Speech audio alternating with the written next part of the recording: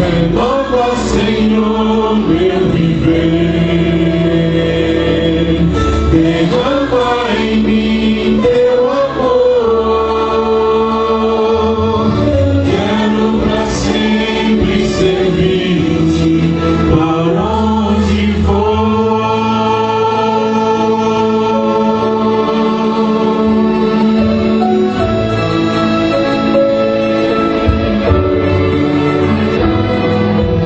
Preciso me entregar, Senhor. Preciso a ti me entregar. Preciso ouvir tua voz a me falar.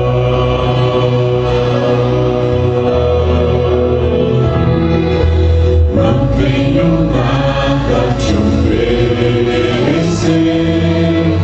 somente um coração impuro e pecador. Mas aqui estou, me aceita, Senhor.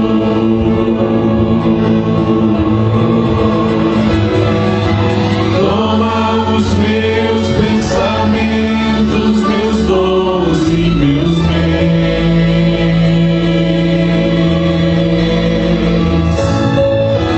Toma o meu coração e tudo que ele tem.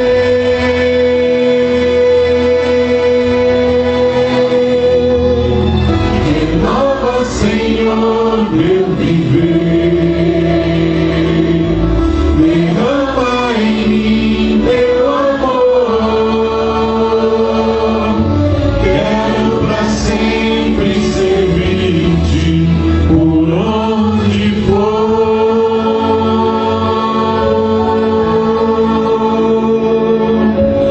Quero pra sempre servir-te por onde for.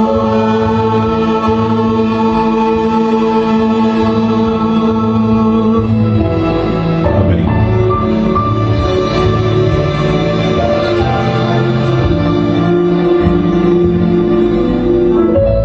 Jesus em breve ele vai voltar. Em breve ele quer que cada um de nós nos preparamos para estar com ele nessa terra maravilhosa. Neste momento vamos nos colocarmos em pé e cantarmos o hino Só um Pouco Mais.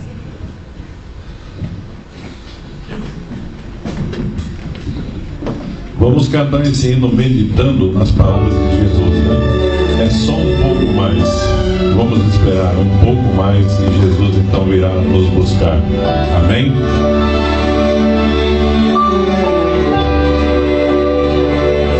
Mais uma vez escureceu e o sol se pôs no coração. Eu já não pude suportar. Senti saudades do meu lar. Orei a Deus em aflição. A Ele abri meu coração. Foi quando alguém tocou em mim. Eu vi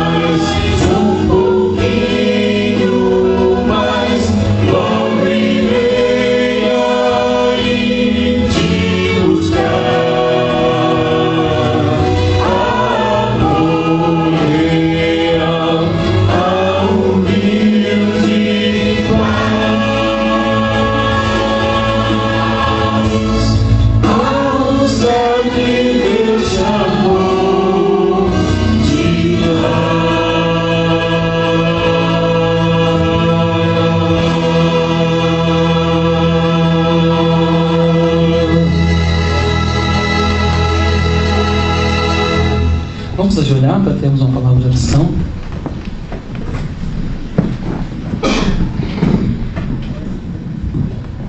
Bom Pai que estás nos céus, te agradecemos pelo dia, pelo teu cuidado, pelo teu amor e pelo privilégio e oportunidade que o Senhor está nos concedendo de estarmos aqui para mais uma vez cantarmos, sentirmos o teu poder, ouvirmos a tua palavra. Amém. Que teu divino e maravilhoso Espírito Santo venha ser sobre cada um de nós, que assim como foi no dia de ontem, que possa ser também no dia de hoje.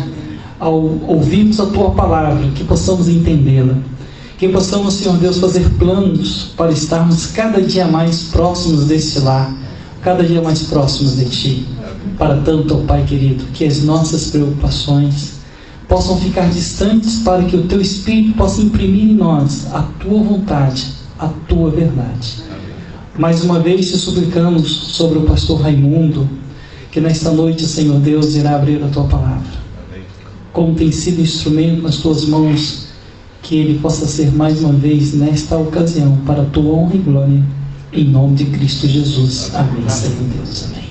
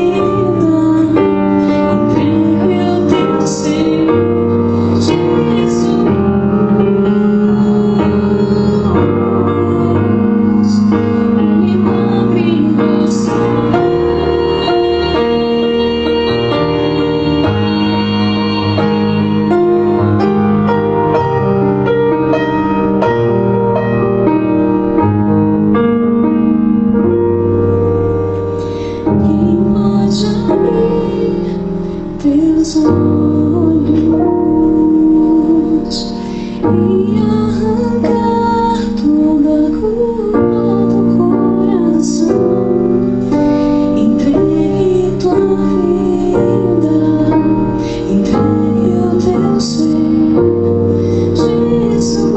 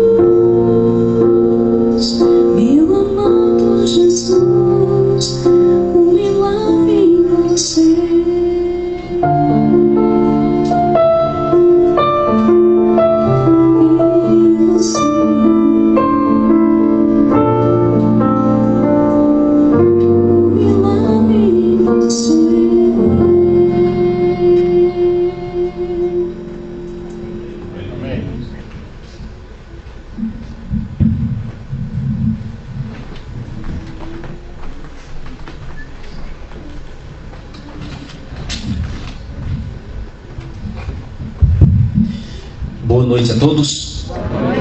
Que a paz do Senhor seja convosco. Que nesta noite especial você receba o abraço de Jesus. E que o Senhor Deus Espírito Santo repouse na sua vida e também na vida de cada membro da sua família. É muito bom estar aqui e ouvir músicas tão lindas como essa que nós acabamos de ouvir. Uma doce música, muito obrigado. Priscila, né? Que cantou. Muito obrigado pela sua participação e também pelos cânticos que nós tivemos aqui antes desses momentos de nós iniciarmos agora. Todas as noites, a partir de 15 para as 8, temos aqui um grupo de pessoas cantando louvores ao Senhor Deus. E você é o nosso convidado de honra a sempre estar conosco. Seja bem-vindo. E o maior desafio não é hoje. O maior desafio é amanhã. Amanhã é segunda-feira, e aí já retorna ao trabalho, então aí o cansaço bate mais, mas amanhã você estará vindo aqui recebendo as maiores bênçãos de Deus. Amanhã é segunda-feira, não é isso? Então amanhã você não pode faltar no programa. O programa segue-se todas as noites, nesse mesmo horário, e o encerramento será domingo que vem. Domingo que vem, e neste próximo final de semana, ou no sábado ou no domingo, estaremos ainda oficializando. Nós teremos aqui uma programação imperdível nesta igreja. Será a coroação dessa semana especial. Se Deus quiser, e eu creio que Ele quer, nós teremos aqui a cerimônia do Santo Batismo. Amém? Amém. Muitas pessoas serão batizadas, e eu vou dizer, esse lugar vai tremer. Amém. Tremer pela graça do Senhor Jesus. Então que você ore por este programa, por essa semana, e pelo programa especial do final de semana, tá bom? Ontem era 2 horas da manhã, 2h30, eu estava orando por todas as pessoas que eu prometi orar. Ontem a nossa amiga Maria José e também as outras irmãs aqui da igreja pegaram os nomes das pessoas que estavam conosco aqui à frente, as que pediram também oração. E eu tive o privilégio de orar por muitas pessoas. E é um prazer. E você sabe que a oração ela tem poder. Então se você desejar um pedido especial de oração, então no final você pode passar o seu nome para a irmã Maria José. A gente chama de Zezé, né? A esposa do irmão Ranilton. E nós estaremos orando por você e pela sua família, para a honra e glória de Deus. Amém? Está tudo bem com vocês? Todo mundo animado, irmão Eloy? Tudo certo? Então se você está feliz, diga amém. Amém. Diga glória a Deus. Glória a Deus. Amém. Então vamos ao sorteio? Cadê o nosso amigo, a nossa amiga que vai me ajudar hoje no sorteio? Vamos lá. Eu tenho aqui os números especiais e eu quero... Olha, hoje tem muita gente, que bom. Eu vou pedir ajuda de muitas pessoas para o sorteio dessa noite. Cadê o pastor? Está por aí, né? Vamos falar, irmã Gilda. A irmã Gilda, fale o número de 1 a 29. E eu vou ver se nós temos aqui. 17. Fabiana. Onde está a Fabiana? Oh, minha amiga. Bem-vinda. Bem-vinda e leva uma lembrança da nossa programação. A Fabiana tem aqui o número 17. Pode vir aqui escolher o seu brinde. Nós temos aqui o DVD chamado Elef, que é o Encontro de Louvor em Família, na Presença de Deus, um musical especial. Temos aqui um CD do cantor Jonatas Ferreira, pastor Jonatas Ferreira. Temos o livro Tempo de Esperança. E temos aqui um curso bíblico narrado na voz de Cid Moreira. Mensagens de paz e esperança. Temos o livro Grande Conflito. Tem carro, tem casa. O que você escolhe, minha amiga? Santa dúvida, né? Ok.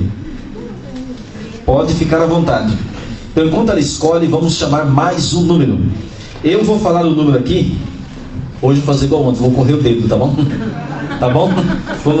Alguns nomes aqui eu já gravei. Então eu não vou, como se diz assim, olhar, tá bom? Ó, esse daqui. Número 15 saiu Aline. Onde está nossa amiga Aline? Não veio? Perdeu a bênção. Mas se ela chegar, o brinde dela está aqui, tá bom? Se ela chegar hoje, né? Muito bem, então agora eu vou pedir ajuda do meu amigo sonoplasta aqui. O número de 1 a 29 menos o que ela falou aqui. Menos 17. 21. Número 21, que tem sobrenome de Batista. Jaci Batista. Pronunciei certo? Aqui só tem nome de Jaci, é isso? Tem João Batista e Jaci Batista aqui. Ah, ok. Mas aqui, olha, confere, mano.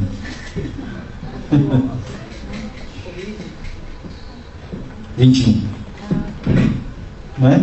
Vem cá, meu amigão. Oh, Deus abençoe o senhor, viu? Bem-vindo, né? É a primeira vez que o senhor vem ou não? Ah, é? Mas ontem o senhor estava aqui conosco ou não? Não? Mas pode ficar com o seu número e o senhor escolhe o seu brinde. E a Fabiana ainda está escolhendo. Tá bom. É que ela está de olho em alguns outros aqui, né, Fabiana? Mas parabéns. Quem sabe você será sorteada em uma outra oportunidade também, né? Vamos lá. Vamos falar aqui o número. Quem vai me ajudar agora? Cadê o Tiago? Número 12. Número 12, Sandra. Já foi ontem, não foi? Não. Sandra não, ela não está com asterisco aqui. Não veio. Perdeu a bênção. Ok. Irmão Hamilton. Já foi. Não hoje, né? É que tem uns asteriscos aqui que fizeram de propósito. Oi?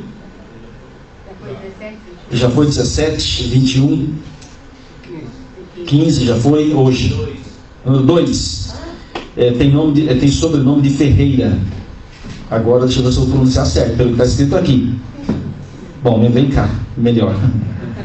Tem José Ferreira e não é José Ferreira. Glori. Agora sim. Minha amiga, que Deus a ilumine. Muito obrigado pela sua presença. Escolha aí o seu brinde. Enquanto ela escolhe, eu vou mencionar o nome aqui. Pastor, me ajuda aqui. Escolha o número aí. Sem medo de errar. Sem medo de errar. 19. Ok. Denise, número 19. Não veio? Veio? Ah, está aqui nossa amiga. Por favor, vem aqui receber o seu brinde. Eu vou chamar aqui, eu não conheço, número 27, Luiz Carlos. Eu não sei. É o senhor? Por favor, vem cá. Olha só, temos aqui então a nossa amiga, a Denise e o Luiz Carlos. Tudo bem, irmão Luiz Carlos? Primeira noite? Deus ilumine o senhor, viu? E você é a primeira noite? Veio ontem? Ah, que Deus te abençoe, viu? Pode escolher o seu brinde, o senhor também. E enquanto eles escolhem, vamos... Ok. Eu vou escolher aqui que eu não conheço, eu não sei o nome de todo mundo. Número 5, Luciene Rodrigues. Número 5. Ah, maravilha. Luciene Rodrigues, número 5. Deus te abençoe, Luciene. Obrigado pela sua presença, viu? Último sorteio de hoje, vou falar o último número que está aqui. 29, Daniel Silva. Oh, olha só. Tá vendo como eu não sei? É por isso que saiu marido e mulher, né? Não sei se é marido e mulher. É marido e mulher? Não? Ah, tá quase lá, né? Deus abençoe o senhor, muito obrigado. Pegue o seu brinde e amanhã teremos mais sorteios.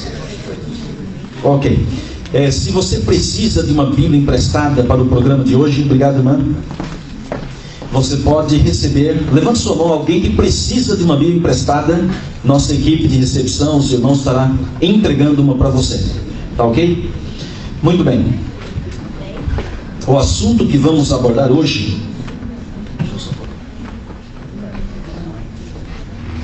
obrigado.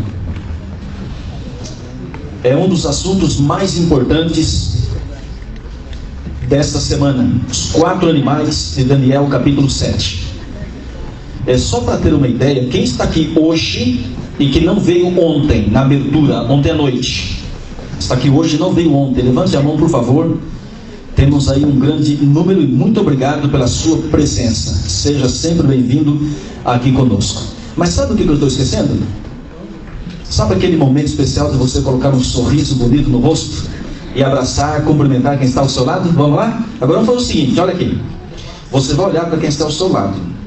Se a pessoa que está ao seu lado for bonita, você diz: Jesus te ama. Se não, você diz: misericórdia.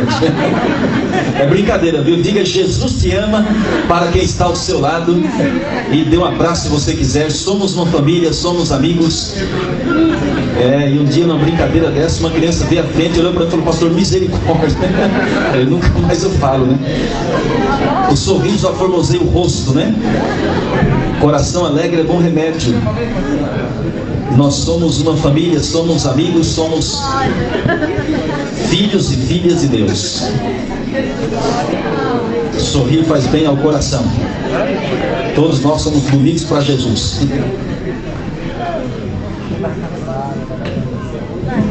Muito bem. Vamos tirar aquela cesta que está trabalhando. Coloca um pouquinho mais para lá. Isso. Então coloca no chão. Obrigado. Muito bem. Antes, nós vamos fechar os olhos, por favor, e fazer mais um momento de oração. Santíssimo Deus, onipotente Pai celestial, Criador dos céus e da terra, louvado e exaltado seja o teu nome. Te louvamos pela vida, pela saúde, pelo teu amor, pelo teu cuidado e pelo sangue de Jesus Cristo, que foi derramado na cruz do Calvário para nos perdoar e nos purificar de toda a injustiça. Obrigado, Senhor Jesus, porque o Senhor morreu em nosso lugar. O Senhor teve a coragem de enfrentar o pecado face a face. O Senhor teve a coragem de caminhar nas ruas empoeiradas da Palestina. O Senhor foi cuspido, esbofeteado. O Senhor foi chicoteado, finalmente crucificado, foi sepultado, mas o Senhor está vivo. Ao terceiro dia o Senhor ressuscitou e o Senhor está vivo e prometeu que onde estivesse 2 pessoas ou 3 reunidas em teu nome, o Senhor também estaria ali no meio desse grupo de pessoas para ser louvado. E nós temos a certeza de que o Senhor está em nosso meio. Portanto, Senhor Jesus, que o Senhor habite o nosso coração, que o Senhor toque o nosso coração nessa noite e que a tua palavra transforme a nossa vida. Que nessa noite haja milagres, vidas transformadas para o teu reino. E se alguém veio aqui, Senhor, com o coração ferido, talvez com o coração pesado, angustiado, conceda a esta pessoa a paz de espírito, um coração tranquilo, a certeza do perdão, a certeza do teu amor, e que o Senhor tem um plano maravilhoso em sua vida. Se alguém veio aqui, ó Pai, trazendo problemas na sua vida familiar, talvez é um problema com o marido, talvez é um problema com a esposa, com seus filhos, talvez é um problema financeiro, talvez, ó Pai, alguma coisa está perturbando a sua mente. Que nessa noite o Senhor Deus do universo, o Senhor que não conhece derrota, o Senhor que não conhece caso perdido e nunca perdeu uma batalha, humildemente imploramos que o Senhor estenda a tua mão soberana sobre a vida deste homem, desta mulher, desta família, e rogamos que conceda a graça da vitória, a libertação pelo sangue poderoso de Cristo Jesus nosso Senhor. Nessa noite, Senhor Deus, fale ao nosso coração, repreenda Satanás, expulsa daqui da nossa vida, da nossa família, e nos cubra com o manto da tua justiça. Ser o nosso pregador, falando ao nosso coração, em nome de Jesus, amém. Amém. Muito bem, vamos então rapidamente recapitular os assuntos que estudamos ontem. Eu pergunto e você responde, hein? Quantos livros tem a Bíblia? Quem se lembra? 73? 66. Quantos tem no Antigo Testamento? E no Novo? Quantas pessoas escreveram a Bíblia? Em quanto tempo? 1600 anos. A Bíblia foi escrita a princípio em 3 línguas. Quais são? De novo, todo mundo junto. Hebraico, aramaico e grego. A Bíblia foi escrita em 2 tipos de materiais. Quem se lembra? Isso, pergaminho e papiro. O que é pergaminho? Ouro de animal. E o que é papiro? Uma planta. Muito bem. A Bíblia Sagrada foi escrita por homens inspirados por quem? Por Deus, pelo Espírito Santo. Quem começou a escrever a Bíblia? Quem se lembra? E quem terminou? João. Muito bem. A Bíblia Sagrada, meus amigos, é o livro dos livros e é o único livro que transforma vidas. Eu não conheço uma pessoa que, por exemplo, bebia bebidas alcoólicas e mudou de vida porque leu um livro de matemática. Em verdade, eu digo a você que a palavra de Deus, ela transforma vidas, a minha e a sua vida, porque é a palavra de Deus. Amém. Nós vimos ontem que a Bíblia se subdivide em quantas partes? 5 partes. Qual é a primeira parte? História. Segunda. Poesia. Terceira. Poesia. Quarta. Quinta. De novo. Primeira. História. Não, peraí. Vamos falar com mais alegria no coração, sem medo. Vamos lá. Primeira. História. Segunda. Poesia. Terceira. Poesia. E quarta. Evangelho. E quinta. Você sabe que o segredo da aprendizagem está na repetição. Então vamos repetir. Primeira. História. Segunda. Poesia. Terceira. Poesia. E quarta. Poesia. E quinta. De acordo com o que nós vimos ontem, dessas 5 partes, qual a única parte a gente não entende como se lê? Profecias. Destacamos 2 livros, Daniel e... Desses 2 livros, das profecias ali contidas, 95% a gente não entende como se lê. Foi por isso que ontem nós colocamos na tela a tabela de conversão profética. Vimos os principais símbolos de Daniel e Apocalipse e vimos os seus significados na Bíblia Sagrada. Então eu pergunto, você responde nessa recapitulação. Animal em profecia bíblica simboliza o quê? Rei ou reino. Mulher simboliza? Igreja. Mar ou águas? Povos, multidões, nações e línguas. Dia.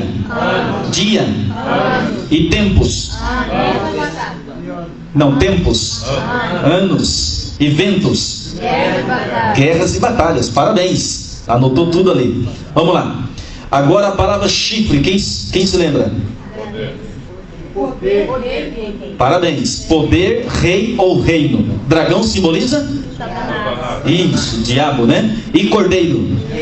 Cordeiro. Amém? Esse nome tem? Poder. Cordeiro simboliza Jesus Cristo. João Batista, que estava batizando no Rio Jordão, viu Jesus que vinha para ele e disse: eis o Cordeiro de Deus, que tira o pecado do mundo. Jesus é o único que tira o nosso pecado. Amém. Não é você que tira o seu pecado. Não adianta você se retalhar, andar de joelhos, se ajoelhar em grão de milho, não adianta nada. Quem tira o seu pecado chama-se Jesus Cristo. E Ele já tirou na cruz do Calvário. Basta você crer, confiar e abandonar o pecado. Vamos lá. Quem se lembra do significado de cauda? Isso, cauda simboliza falso profeta, ou mentira, ou até engano. Muito bem. Estrelas simbolizam anjos ou mensageiros. E Apocalipse? Revelação. E blasfêmia? É hoje, muito bem.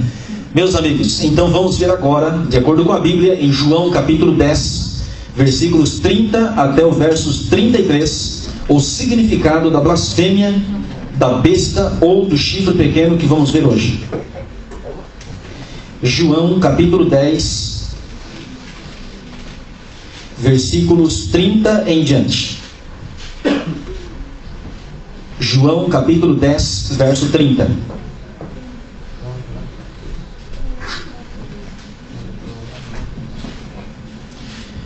O livro do Evangelho de João, capítulo 10, o versículo 30 em diante. Não se esqueça de ficar numa corrente de oração para entender a palavra de Deus. João, capítulo 10, versículo 30 em diante. Amém? Posso ler? Vamos lá então. Diz a palavra do Senhor, diz Jesus, né? Eu e o Pai somos um. Verso 31. Novamente pegaram os judeus em pedras para lhe atirar. Disse-lhes Jesus: tenho-vos mostrado muitas obras boas da parte do Pai. Por qual delas me apedrejais? Responderam-lhe os judeus: não é por obra boa que te apedrejamos, e sim por causa da blasfêmia. Pois, sendo tu homem, te fazes Deus a ti mesmo. Até aí. Agora, por favor, olha aqui para frente, para juntos entendermos o assunto. Jesus Cristo disse o seguinte: eu e o Pai somos um.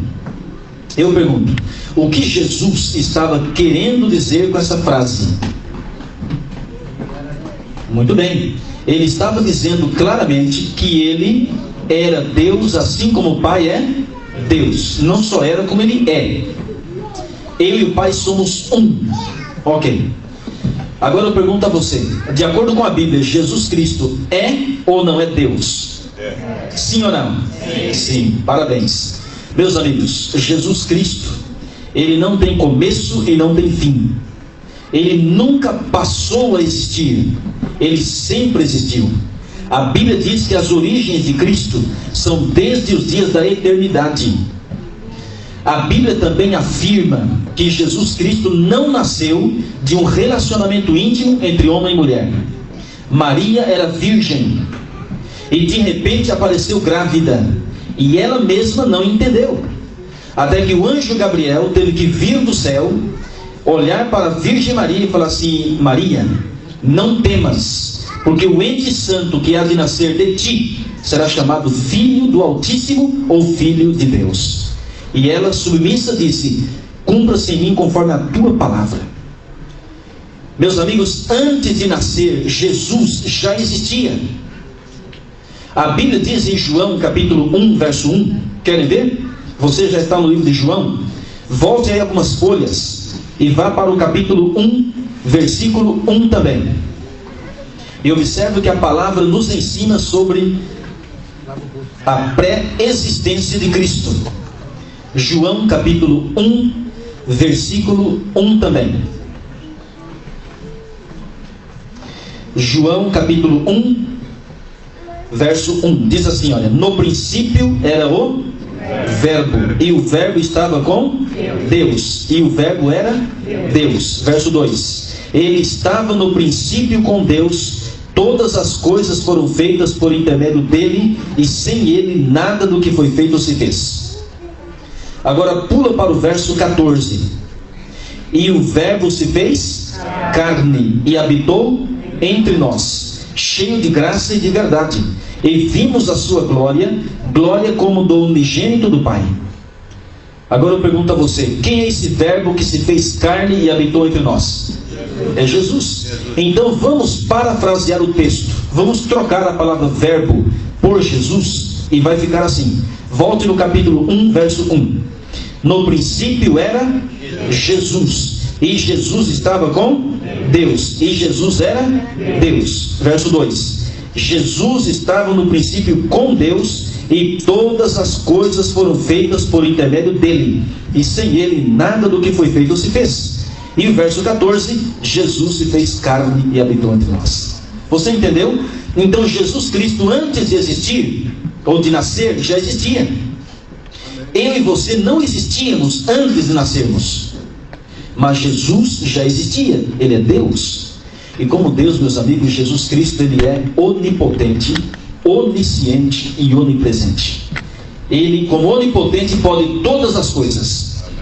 Não há problema que você esteja enfrentando nessa noite, na sua família, na sua vida, que Jesus não tenha poder para resolver. Ele também é onisciente. Ele sabe o que você está pensando agora mesmo. E Ele é o único que conhece o fim desde o princípio.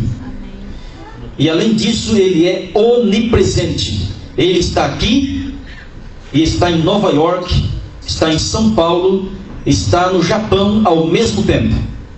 Isso é muito assim, é impressionante. E nossa mente é finita para podermos entender todas as coisas do reino celestial. Mas o que temos que entender é uma coisa: Jesus é Deus. O profeta Isaías diz que Jesus seria chamado de maravilhoso conselheiro, Deus forte, Pai da eternidade e príncipe da paz. Amém. No capítulo 17 de João, versos de 1 a 5, Jesus faz a seguinte oração: ó Deus, glorifica-me com a glória que eu tive contigo antes que o mundo existisse.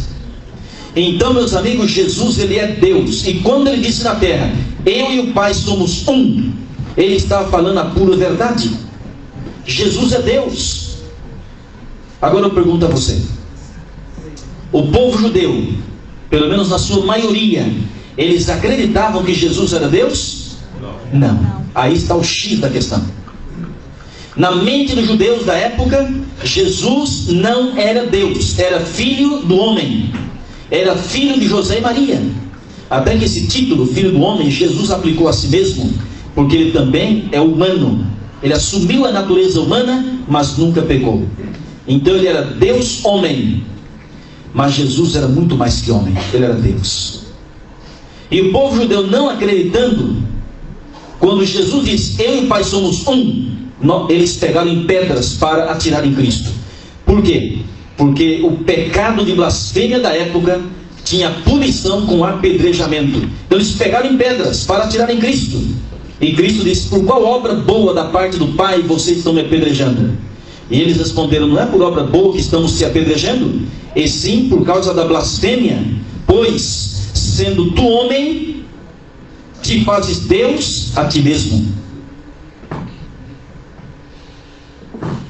Meus amigos, a ideia de blasfêmia do povo judeu não está errada. O conceito que eles têm de blasfêmia não está errado. Mas aplicar esse conceito de blasfêmia a Cristo, aí sim está errado.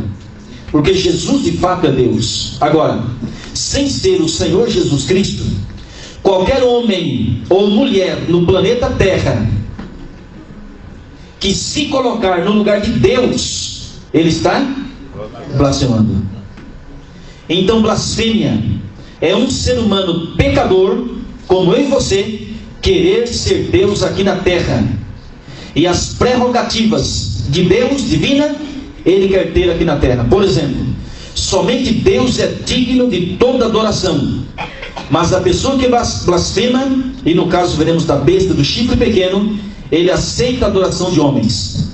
Aliás, vamos colocar aqui o significado, e vamos colocar também 3 das muitas blasfêmias da besta do Apocalipse. Então quero que você grave, por favor, a resposta de hoje, porque é a chave para a interpretação de todo o assunto da semana. Então, blasfêmia é um homem se colocar no lugar de Deus, ok? Blasfêmia é um ser humano se colocar no lugar de Deus aqui na terra. Vamos colocar então pelo menos 3 blasfêmias da besta do Apocalipse. Uma delas é o seguinte: pretender perdoar pecados. De acordo com a Bíblia, quem somente tem poder e pode perdoar os pecados, os nossos pecados? Somente Deus, que é Jesus, que é a Trindade. Mas a besta do Apocalipse tem a pretensão de perdoar pecados. Outra blasfêmia: aceitar a adoração de homens. Quem somente é digno de ser adorado? Somente Deus. Mas a besta do Apocalipse aceita a adoração de homens. E tem homens e mulheres, americanos, brasileiros, estrangeiros em geral, que estão adorando a besta do Apocalipse. Vamos lá. Outra blasfêmia: pretensão de ser eterno. Quem somente é eterno? Deus. Somente Deus. E essas aqui são 3 das muitas que ainda veremos, se Deus quiser, nessa semana. Então não se esqueça, blasfêmia é um ser humano se colocar no lugar de Deus. Agora abra sua Bíblia em Daniel capítulo 7, versos 1, 2 e 3. E vamos à leitura. Daniel capítulo 7.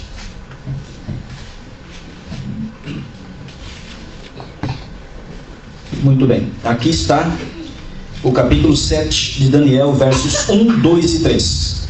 Acompanhe, por favor, na sua Bíblia. É importante que você tenha a sua Bíblia.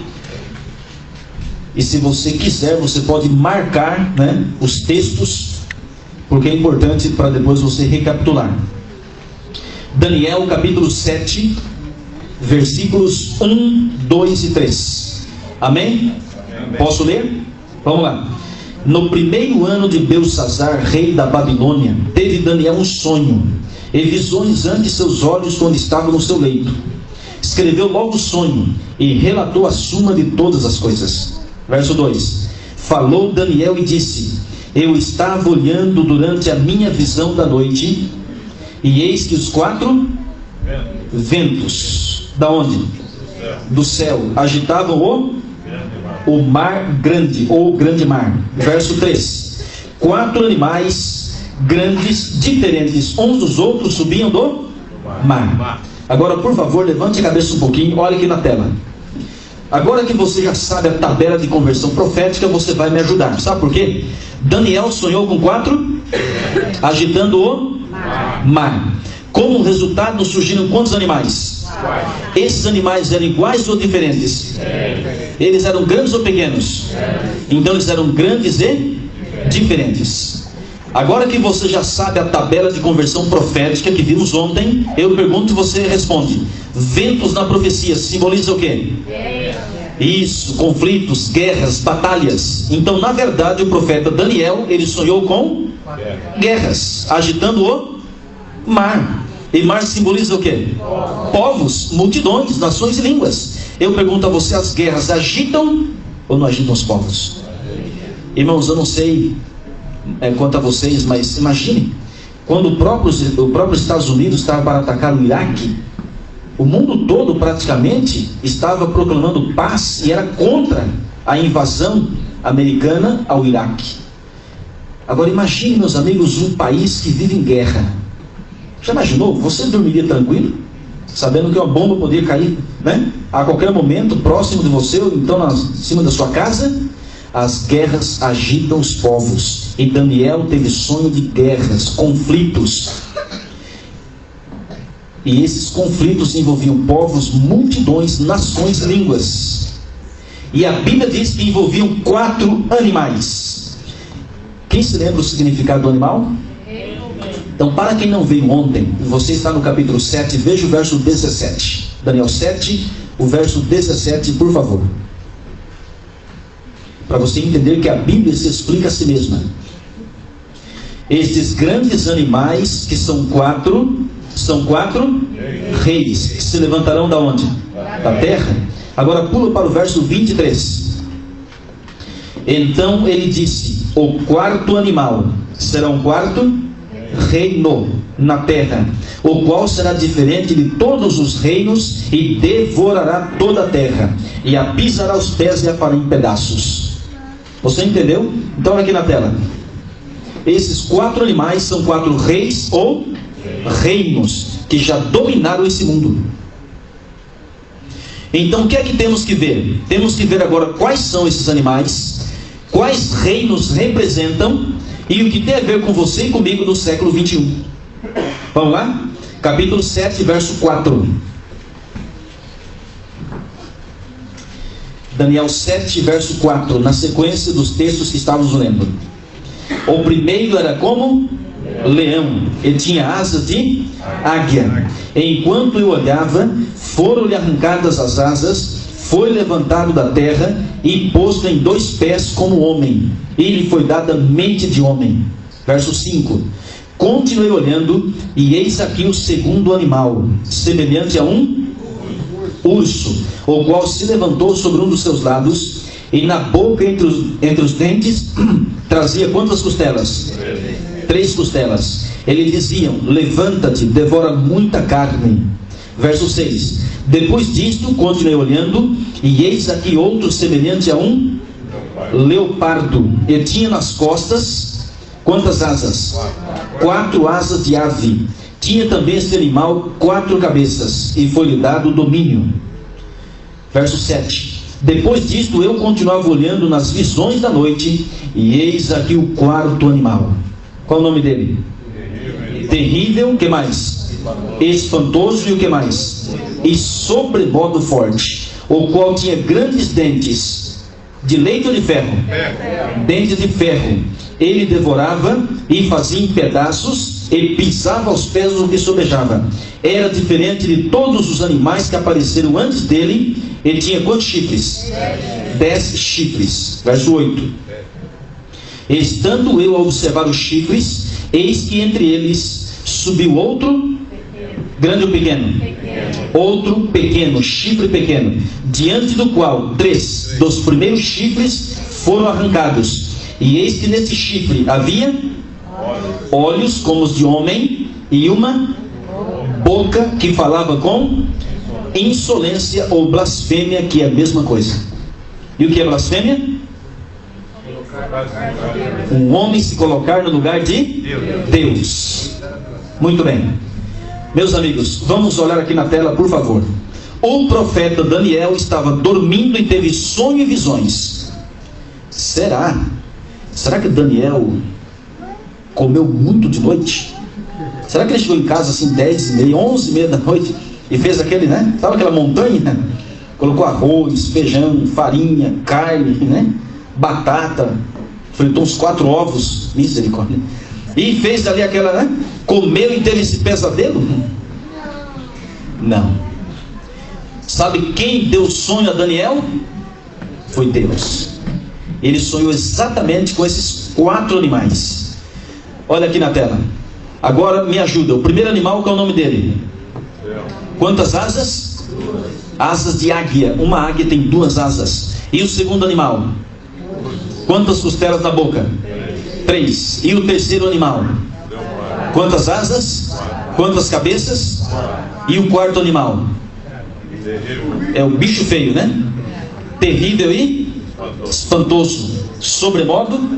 Veja, ele não era somente forte, era sobremodo forte. Os dentes eram de ferro. Em outro versículo diz que as unhas eram de bronze.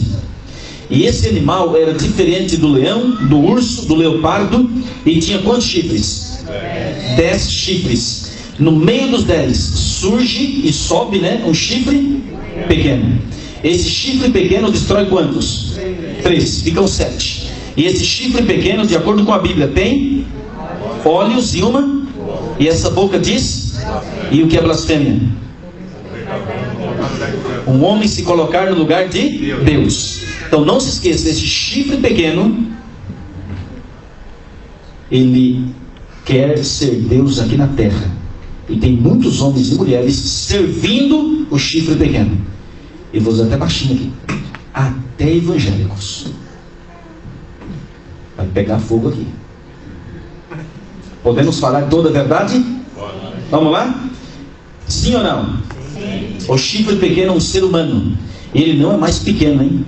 No capítulo 8 de Daniel, ele cresceu. No original hebraico, quando fala chifre pequeno, é chifre de pequenos começos. Mas ele cresce.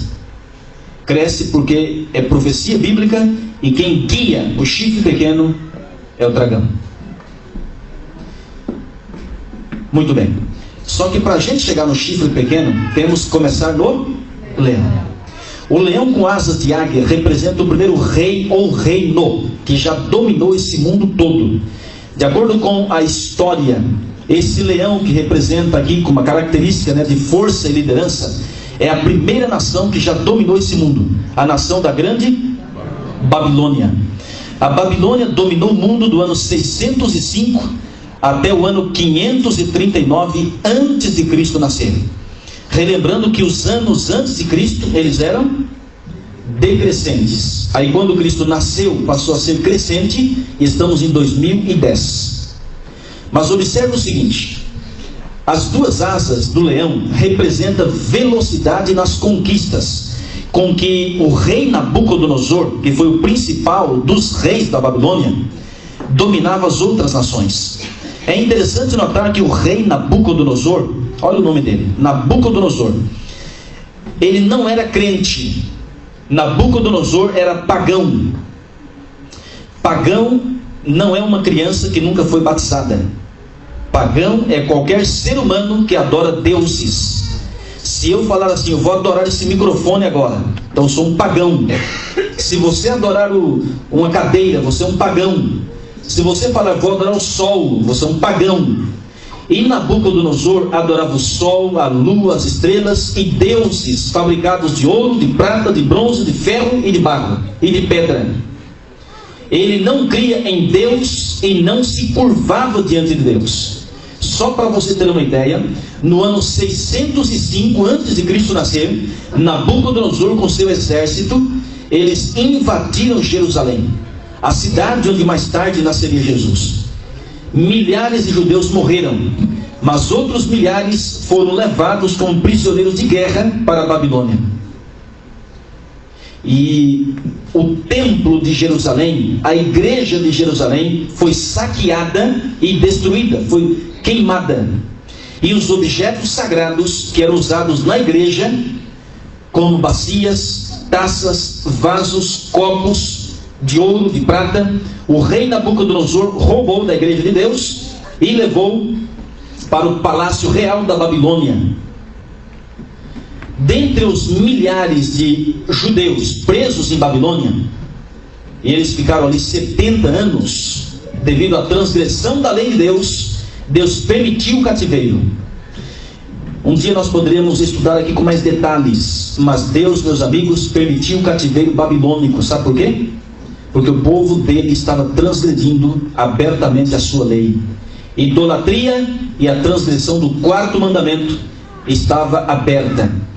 E Deus havia enviado mensageiros e mais mensageiros, e eles não se arrependeram, não se arrependiam das suas más obras. E Deus, em sua infinita misericórdia, permitiu o cativeiro babilônico, para que ali, presos, cativos, eles pudessem reconhecer que Deus é Deus, o único digno de ser adorado, e que eles nunca deveriam ter abandonado o Senhor. Eu digo a você uma coisa: Deus ama todos nós, mas quando a gente escolhe nossos próprios caminhos de trevas, a gente colhe os frutos, os resultados. Mas Deus perdoa e purifica, mas primeiro Ele quer mudar a nossa vida, para que quando a gente voltar, a gente volte com força para não cair mais naquele pecado que outrora nós cometemos. Durante 70 anos, diz a Bíblia que os judeus sentavam à beira do rio, eles choravam, porque estavam longe da pátria. É diferente de vocês. Eu acho vocês assim impressionantes, corajosos, e quero parabenizá-los, porque vocês deixaram um país, família, deixaram bens e vieram aqui não como prisioneiros, mas vieram aqui para ter melhores condições de vida, crescer, se estabelecer melhor, enfim, de alguma forma glorificar o nome de Deus. Mas os judeus estavam ali em Babilônia presos, cativos de um rei tirano que era Nabucodonosor. Só para você ter uma ideia, Nabucodonosor, ele era tão pagão que dentre os milhares de judeus, a Bíblia destaca 4: Daniel, Ananias, Misael e Azarias. O rei Nabucodonosor, como pagão que era, trocou o nome dos 4. Daniel passou a se chamar Beltesazar, e Ananias, Misael e Azarias passaram a se chamar Sadraque, Mesaque e Abednego. Esses nomes eram nomes de deuses que o rei Nabucodonosor adorava ali na Babilônia. Veja a mentalidade daquele rei.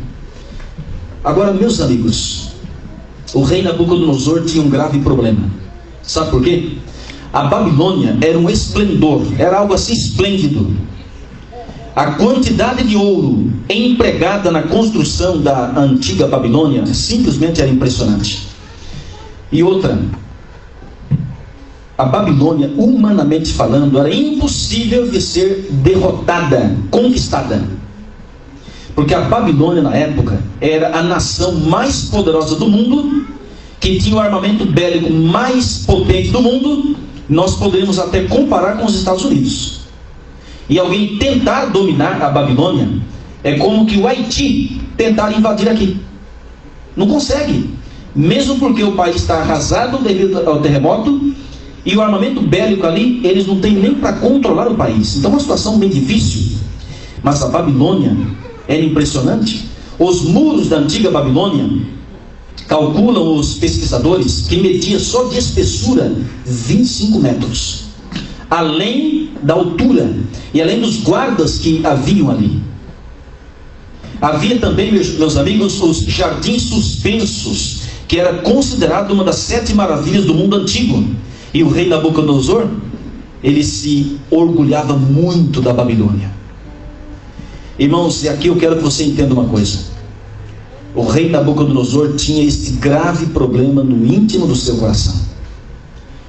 O problema dele é considerado o pior pecado que existe no planeta Terra.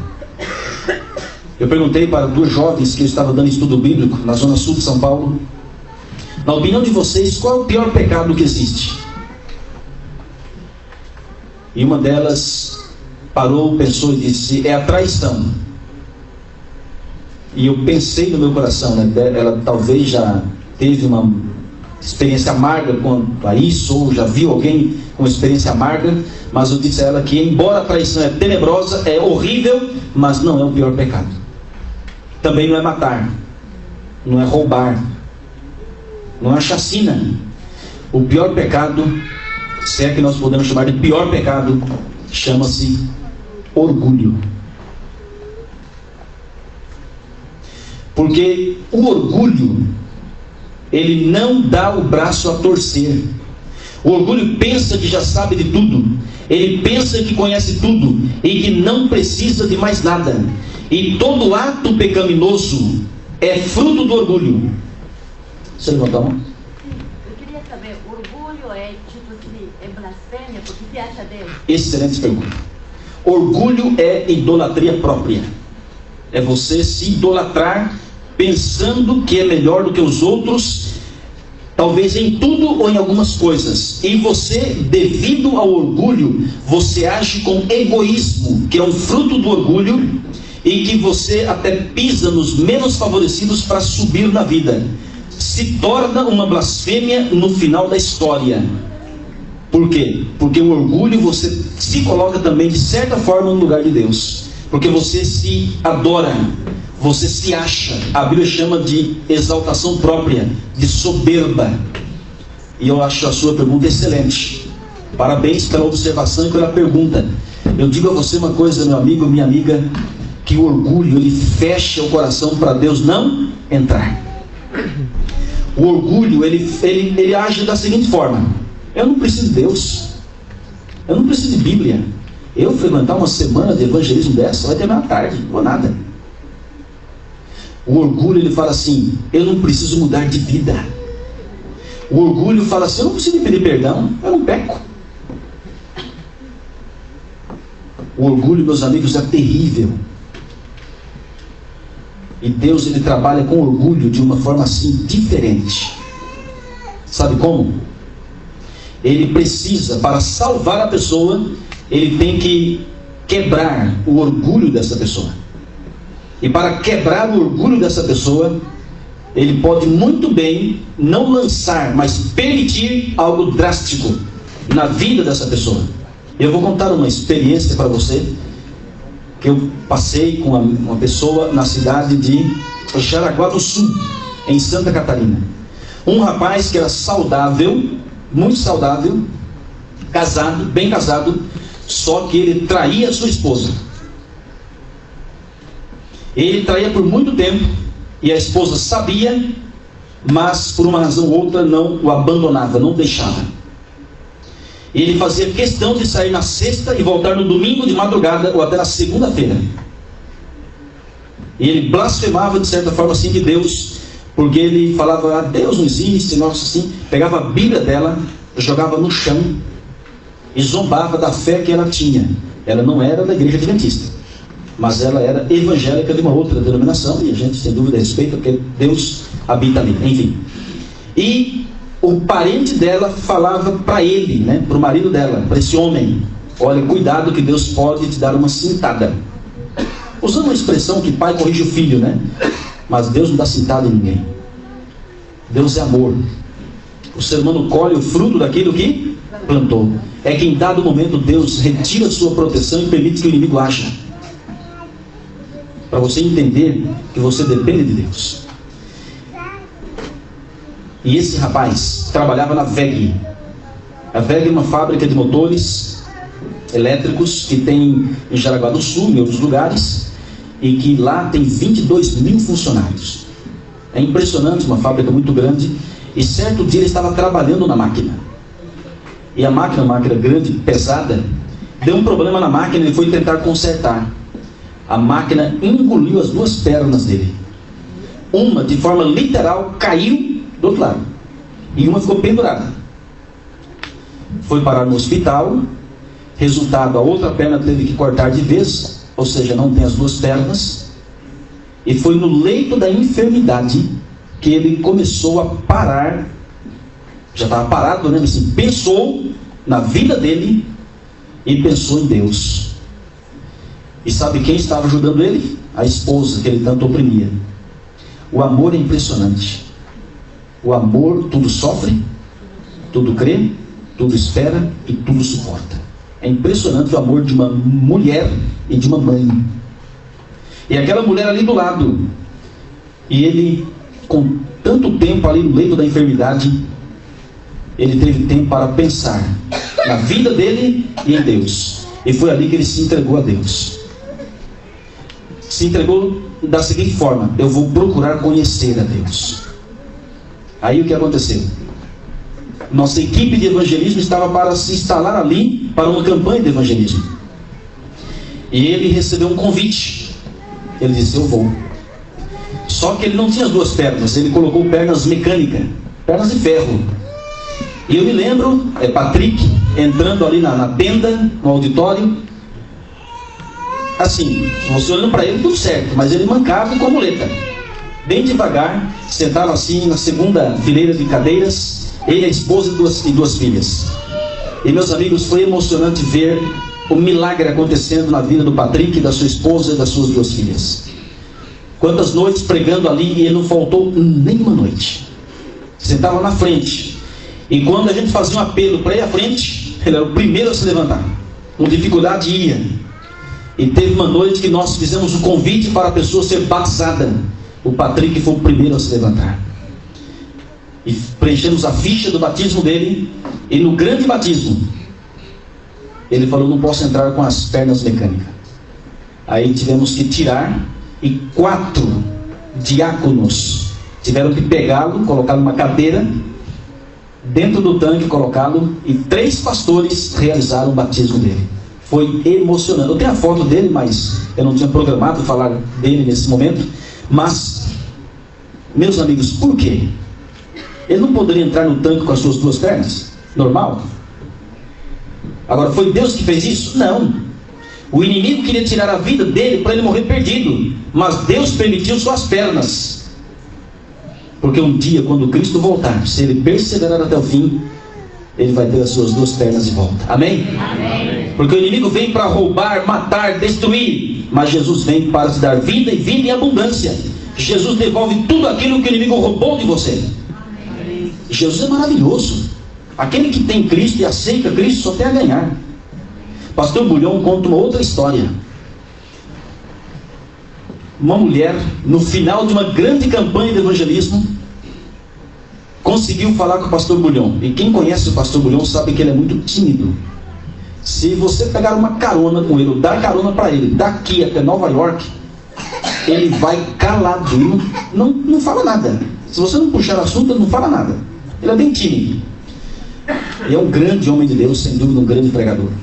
E na porta a mulher abraçou o pastor. Pastor Bulhão, por favor, eu preciso do senhor. Eu quero que o senhor vá na minha casa e fale de Jesus para o meu marido, pastor.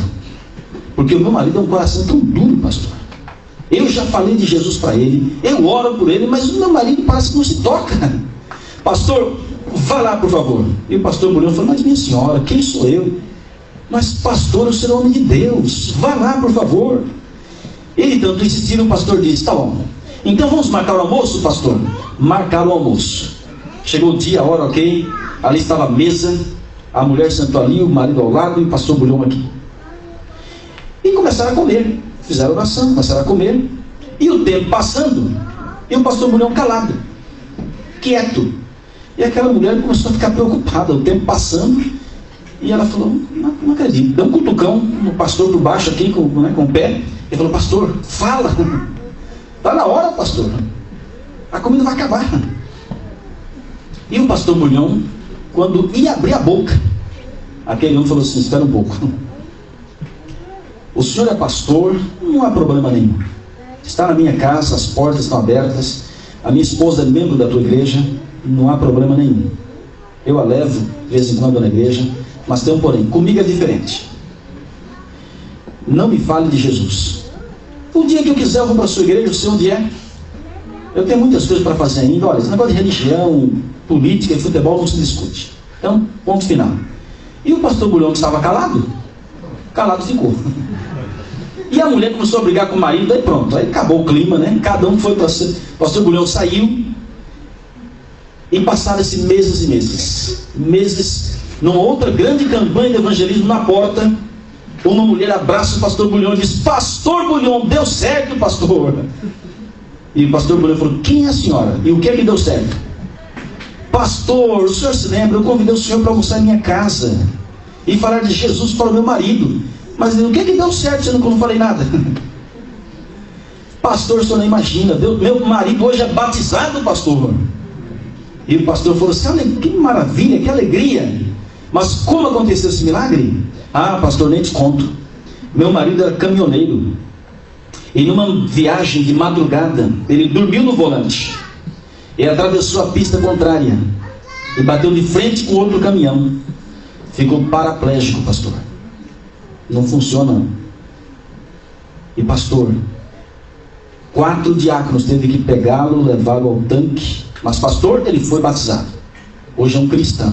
E se arrepende de tudo que ele fez no passado, inclusive daquele maltrato com o senhor. Irmãos, por que eu estou contando essa história? Você vai esperar ficar paraplégico para se converter? Irmãos, tem gente que só vai se batizar quando tiver câncer. Tem gente, irmãos, que só vai tomar uma decisão na vida quando tiver AIDS, ou quando passar por uma crise tão forte que ele entenda que ele precisa de Deus. Mas eu digo a você, você não precisa passar por isso. E eu vou dizer mais, olha bem para cá agora. Sabe por que você está aqui hoje? E por que Deus trouxe você aqui hoje? É porque Deus tem um plano para você. E se você hoje aceitar o caminho que Deus lhe propõe, e aceitá-lo como Salvador, e abandonar a velha vida, Deus está te poupando de problemas futuros. Porque o inimigo, meus amigos, tem um plano na sua vida. O diabo estuda o ser humano para destruí-lo. E ele começa a fabricar tentações e tentações para que o ser humano caia nelas. E se a pessoa ficar adiando sua entrega, deixando para depois, o inimigo fala: está nas minhas garras. Eu vou contar uma história. Eu estava numa das regiões ali de São Paulo, e uma mulher inteligentíssima, ela e o marido, e ela já foi membro batizado na igreja, o marido não. E uma mulher assim, que trabalha com som, com shows e eventos, ia fazer o aniversário da filha da Xuxa e outros eventos grandiosos, né? Ela falou: pastor, Por mês eu ganhava 70 mil reais, às vezes 80, 50. Mas pergunta onde está o dinheiro, pastor? A gente coloca tudo num saco furado. E ela falou: pastor, eu já fui ativa na igreja, pastor, eu já fui líder de jovens, eu já fiz isso, já fiz aquilo outro, mas pastor, hoje minha vida está uma desgraça. E sabe por quê, pastor? Olha o que ela me disse, irmãos. Estou falando uma coisa real. E já ela estava chorando. Ela falou: pastor, foi devido à escolha do meu casamento. Ah, pastor, meu marido, embora é uma boa pessoa, mas não quer saber de Jesus, não quer saber da igreja, é muito complicado. Em nossa vida, pastor, eu faço shows em casa de evento que eu sei que ali haverá prostituição, eu sei que ali haverá drogas, mentira, cobiça, adultério, e eu conheço a palavra, e pastor, hoje eu quero sair, eu não consigo, eu estou grampeada, é uma luta. Eu falei: Jesus pode te libertar, pelo sangue de Jesus, porque ninguém, irmãos, ninguém foi tão longe que Deus não possa trazê-lo de volta. Por que estou contando isso? Porque você veio aqui, parabéns, você é livre para decidir sim ou não. Agora, se você ficar adiando, e o orgulho cresce no seu coração, cuidado,